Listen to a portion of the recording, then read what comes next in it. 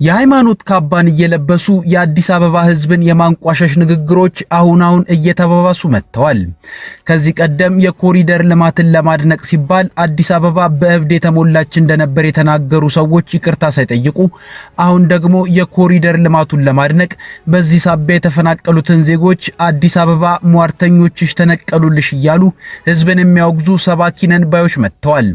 እናየዋለን። የአሜሪካ የሶላር ማምረቻ ኩባንያዎች ጥምረት ከኢትዮጵያ ወደ አሜሪካ በሚገቡ የሶላር ምርቶች ላይ ምርመራ እንዲካሄድ ለፌደራል የንግድ ባለስልጣን ጥያቄ አቀርበዋል። ጤና ይስጥልን፣ ኢትዮ ፍሮንቶች ነን።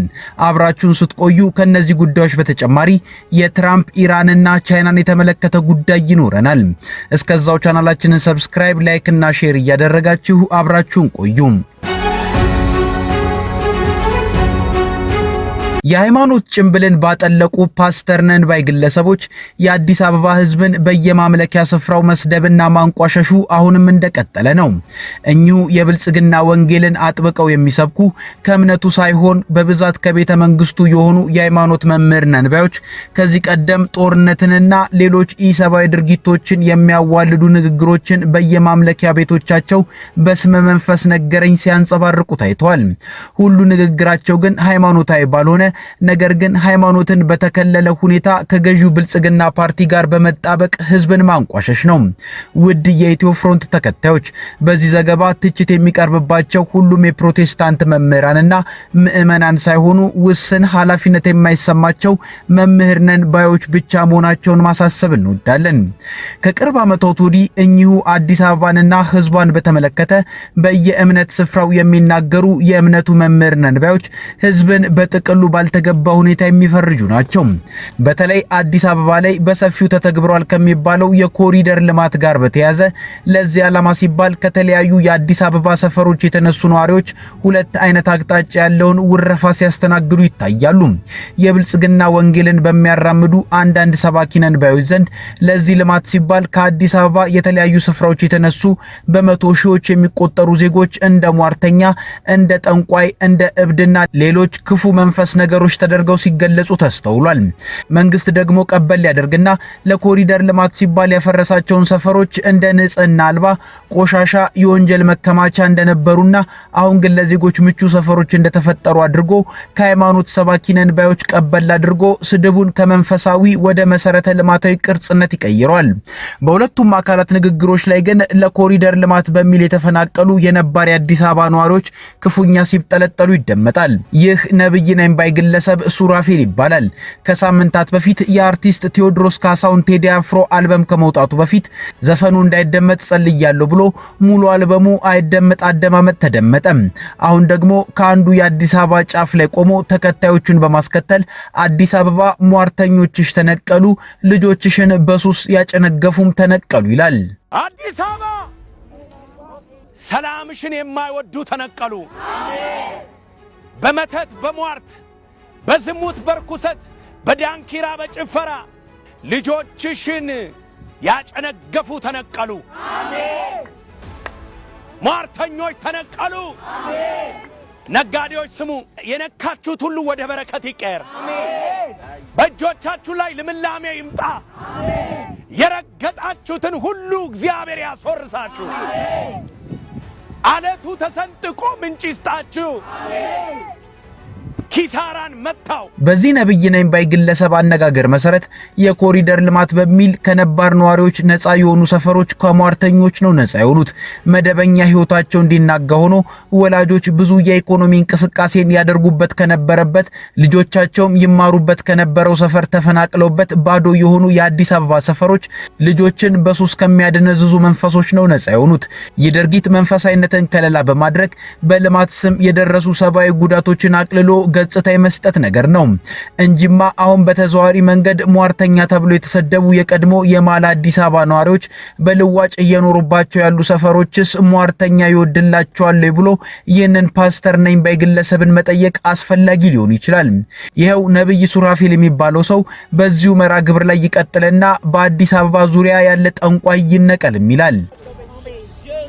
አዲስ አበባ ዳር ላይ ተቀምጠው የሚጠነቁሉ ጠንቋዮች ይወጉ። በአዲስ አበባ ተራራ ዙሪያ ያለ ጠንቋይ ይነቀል። ሙሉ የዚህ ሰው ጸሎትም አዲስ አበባ በጠንቋይና ክፉ መንፈስ ተይዛለች የሚል መነሻን የያዘ ነው። ምናልባትም የመሃሉ እንደታየው በዳር አዲስ አበባ የታየውንም እየነገረ ሊሆን ይችላል። ምክንያቱም ከኢትዮጵያ ኦርቶዶክስ ተዋሕዶ ሲኖዶስ የ2015 ዓመተ ምህረቱ ውዝግብ ጀምሮ የተለያዩ መረጃዎች ቀድመው በእነዚህ አይነት ሐሳዊ ነቢያት ለህዝቡ ሲነገር ነበር። በአዲስ አበባ የመንግስት ፖለቲካን ለመደገፍ በሚመስል መልኩ ነባር ነዋሪዎቿን ማንቋሸሽ ሱራፌል በሚባል ግለሰብ የተጀመረ አይደለም።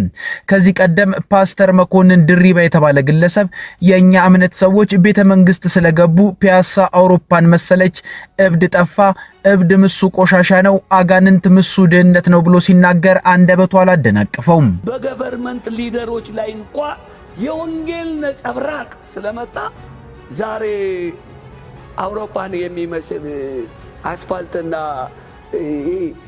ኮተት ምናምን ሁሉ ተጠራርጎ ራሱ እብድ ራሱ ጠፋ። አሁን በፒያሳ ጋር እብድ የለም።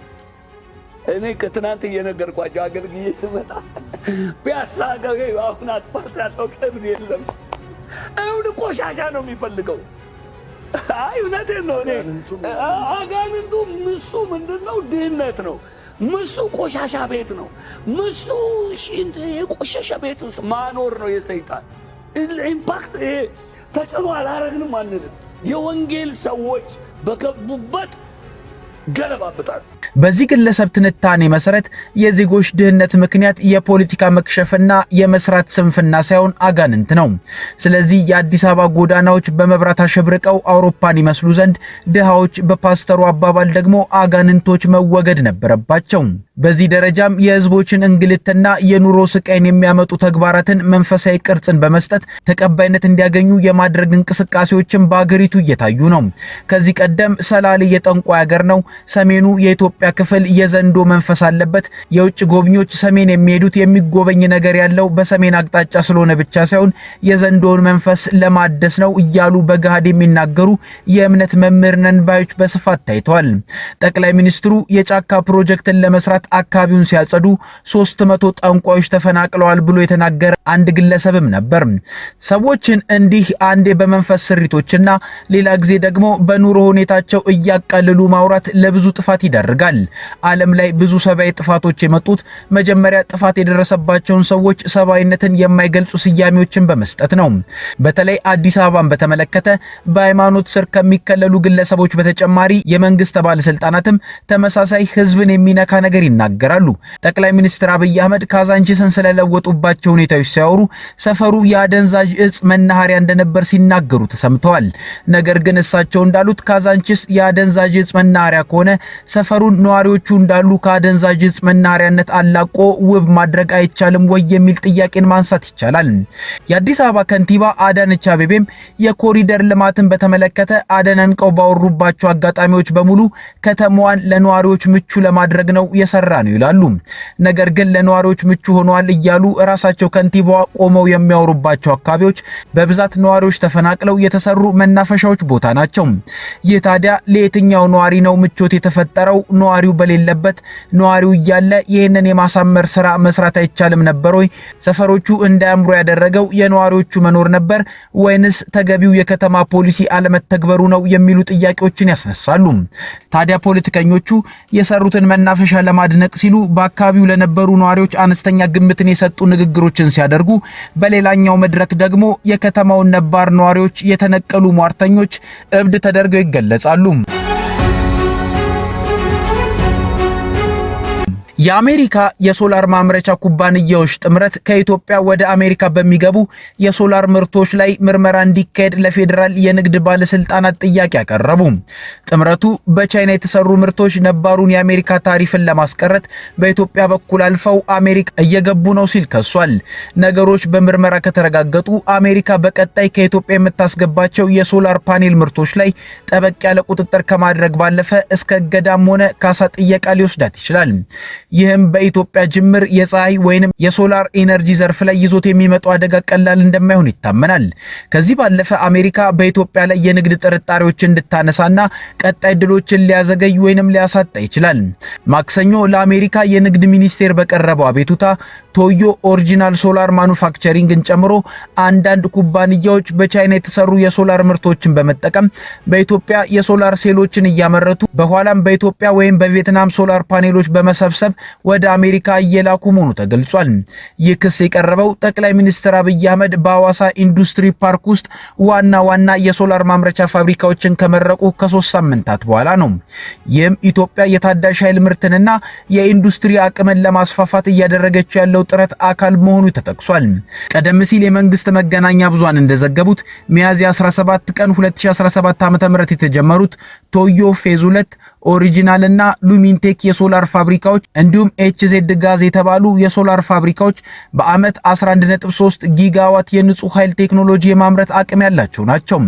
ፋብሪካዎቹ በተመረቁበት ወቅትም ጠቅላይ ሚኒስትሩ በማህበራዊ ሚዲያቸው ባጋሩት መልእክት ፕሮጀክቶቹ ከፍተኛ የሥራ ዕድሎችን መፍጠራቸውንና ይህም የኢትዮጵያን የኢንዱስትሪና የታዳሽ ኃይል እቅድን የሚያሳይ መሆኑን ገልጸው ነበር። የአሜሪካ ቅሬታ የመጣው ታዲያ አሜሪካዊ የሶላር አምራቾች ከቻይና ጋር የተያዘ ዝቅተኛ ዋጋ ያላቸው ምርቶች ፍትሃዊ ያልሆነ ውድድር እየፈጠሩ ነው በሚል ለ10 ዓመታት ሲያደርጉት የቆየ ዘመቻ አካል መሆኑ ተጠቅሷል። በአሜሪካ የንግድ ሕግ መሰረት ኩባንያዎች ምርቶችን በሶስተኛ ሀገራት በኩል በማስተላለፍና በምርቶቹ ላይ አነስተኛ ለውጥ ብቻ በማድረግ ታሪፍን ማስቀነስ አይፈቀድላቸውም። ሪውተርስ እንደዘገበው አሜሪካ ከ2025 አጋማሽ በፊት ከኢትዮጵያ ምንም የሶላር ምርት የማታስገባ ሀገር የነበረች ቢሆንም ሁኔታዎች በአጭር ጊዜ ውስጥ ተቀይረው ባለፈው ዓመት መጨረሻ ወይንም በፈረንጆቹ 2025 መጨረሻ ኢትዮጵያ ከዚህ ዘርፍ ያገኘችው ገቢ $300 ሚሊዮን ደርሷል። ይህም ኢትዮጵያ በ2025 ለአሜሪካ 7ኛዋ ትልቅ የሶላር ምርት አቅራቢ አድርጓታል። በኢትዮጵያ ባለው ነገር አሰራሮች የተለመደውን አካሄድ መከተል እንዳለባቸው የገለጹት የአቤቱታ ቡድኑ ዋና ጠበቃ የአሜሪካ የሶላር ማምረቻ ዘርፍ ቢሊዮን ዶላሮች እንደወጡበት በሺዎች ለሚቆጠሩ ትክክለኛ የሥራ ዕድል መፍጠሩንና እውነተኛ አቅም እየተገነባ መሆኑን በመግለጽ በተደጋጋሚ የሚፈጸም የታሪፍ ማስቀረት ይህንን እድገት እንዲያዳክም አንፈቅድም ብለዋል። ሪውተርስ እንደዘገበው ቻይናዊ አምራቾች ከመንግስት ሰፊ ድጋፍ እንደሚያገኙ ከታወቀ በኋላ አሜሪካ በቻይና የሶላር ምርቶች ላይ ከ10 ዓመታት በላይ የካሳ ታሪፎችን በተለያዩ አገራት ላይ ተግባራዊ አድርጋለች። ከኢራን ጋር የገቡበትን ጦርነት ለማስቆም ቻይና እንደማታስፈልጋቸው ሲገልጹ የነበሩት የአሜሪካው ፕሬዝዳንት ዶናልድ ትራምፕ በቻይና ቆይታቸው ከዋና ዋና አጀንዳዎቻቸው መካከል የኢራን ጉዳይ አንዱ መሆኑ ተገልጿል። ለይፋዊ የሥራ ጉብኝት ቻይና የገቡት የአሜሪካው ፕሬዝዳንት ዶናልድ ትራምፕ ወደ ቻይና ከማቅናታቸው በፊት ከጋዜጠኞች ጋር ቆይታ አድርገው የነበሩ ሲሆን ከኢራን ጋር የገባንበትን ጦርነት ለማስቆም ቻይና እንደማታስፈልጋቸው ገልጸው ነበር። ቴህራን በሆርሙዝ ወሽመጥ ላይ የምታደርገውን ቁጥጥር እያጠበቀች የመጣች ሲሆን በሁለቱ ሀገራት መካከል የተደረሰው የተኩስ አቁም የመፍረስ አደጋ ተጋርጦበታል። ለይፋዊ የሥራ ጉብኝት ቤጂንግ የገቡት ዶናልድ ትራምፕ ከኢራን ጋር የገቡበትን ጦርነት ለመፍታት የቻይናው ፕሬዝዳንት ሺ ጂንፒንግ ድጋፍ ያስፈልጋል ብለው እንደማያምኑ ነበር የገለጹት። የሆርሙዝ ወሽመጥ በመዘጋቱ የዓለም የነዳጅ ዘይት አቅርቦትና ንግድ ተስተጓጉሏል። ይህ በእንዲህ እንዳለ ኢራን በወሽመጡ ላይ ያላትን ቁጥጥር ያጠበቀች ሲሆን ከኢራቅና ከፓኪስታን ጋር ከቀጠናው ነዳጅና የተፈጥሮ ጋዝ ማጓጓዝ እንዲችሉ መስማማቷን ምንጮች ተናግረዋል። ሪውተርስ ያነጋገራቸው ምንጮች ሌሎች ሀገራትም ተመሳሳይ ስምምነት ከኢራን ጋር ለመድረስ እየሞከሩ መሆኑን የተናገሩ ሲሆን ይህም ቴህራን በመተላለፊያው ላይ ያላትን ቁጥጥር የበለጠ ያጠናክራል ብለዋል። ማክሰኞ ዕለት የትራምፕ አስተዳደር የአሜሪካና የቻይና ከፍተኛ ባለስልጣናት ወደ ቀጠናው በወሽመጡ በኩል በሚደረግ ጉዞ ወቅት ምንም አይነት ቀረጥ እንዳይከፍሉ መስማማታቸውን ተናግሮ ነበር። ከቴህራን ጋር የቅርብ ግንኙነት ያላት ቻይና ከኢራን ነዳጅ ከሚገዙ ዋነኛ ሀገራት መካከል አንዷ ናት። በተያያዘም ትራምፕ የኢራንን የኒውክሌር ፕሮግራም ማስቆም ከአሜሪካውያን የኢኮኖሚ ፈተና ይበልጣል ብለዋል። ትራምፕ ቴህራን የኒውክሌር ጦር መሳሪያ እንዳይኖራት ማድረግ ቅድሚያ የሚሰጡት ጉዳይ መሆኑን ለጋዜጠኞች ተናግረዋል። ጋዜጠኞች አሜሪካውያን ጦርነቱን ተከትሎ እየደረሰባቸው ያለው የኢኮኖሚ ጫና ምን ያክል ከስምምነት እንዲደርሱ ግፊት እንደሚያደርግ ሲጠየቁ ትንሽ እንኳን ተጽዕኖ አያደርግም ብለዋል። ዶናልድ ትራምፕ ቅድሚያ የሚሰጡት ኢራን የኒውክሌር ጦር መሳሪያ እንዳይኖራት ማድረግ መሆኑን ተናግረው የአሜሪካውያን የፋይናንስ ችግር ጦርነቱን ከማቆም በሚያሳልፉት ውሳኔ ላይ ተጽዕኖ እንደማይኖረው ተናግረዋል። የፕሬዝዳንቱን አስተያየት እንዲያብራሩ የተጠየቁት የዋይት ሃውስ የኮሙኒኬሽን ዳይሬክተር ስቲቭ ቺዩንግ ትራምፕ ዋነኛ ኃላፊነታቸው የአሜሪካኖች ሰላምና ደህንነት ነው፣ ኢራን የኒውክሌር ጦር መሳሪያ ሊኖራት አይችልም፣ እርምጃ የማይወሰድ ከሆነ እስካሁን ይኖራቸውና አሜሪካውያንን የሚያስፈራሩ ነበር ብለዋል። አሜሪካና እስራኤል ተኢራን ላይ ጦርነት ከከፈቱ በኋላ በአሜሪካ ግዛቶች የነዳጅ ዋጋ ጭማሪና የዋጋ ንረት ታይቷል። ከኢትዮ ፍሮንት የዛሬ ጉዳዮቻችን እነዚህ ነበሩ። አብራችሁን ስለቆያችሁ እናመሰግናለን። ቻናላችንን ሰብስክራይብ አድርጉልን። መልካም ጊዜ